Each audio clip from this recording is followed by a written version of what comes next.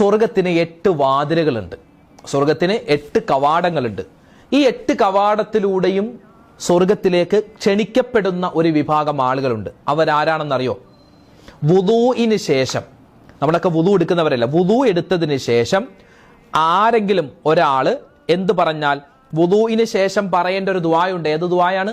കൈകൾ ഉയർത്തിയിട്ട് അഷ്ഹദു അല്ലാ ഇലാഹ ഇല്ലല്ലാഹു വഹ്ദഹു ലാ ശരീക ലഹു വഅഷ്ഹദു അന്ന മുഹമ്മദൻ അബ്ദുഹു വറസൂലുഹു അല്ലാഹുമ്മ ജഅൽനി മിനത് തവ്വാബീന വജഅൽനി മിനൽ മുതത്വഹിരീന വജഅൽനി മിൻ ഇബാദികസ് സ്വാലിഹീൻ സുബ്ഹാനകല്ലാഹുമ്മ വബിഹംദിക അഷ്ഹദു അല്ലാ ഇലാഹ ഇല്ലാ അൻത അസ്തഗ്ഫിറുക വഅതൂബു ഇലൈക്.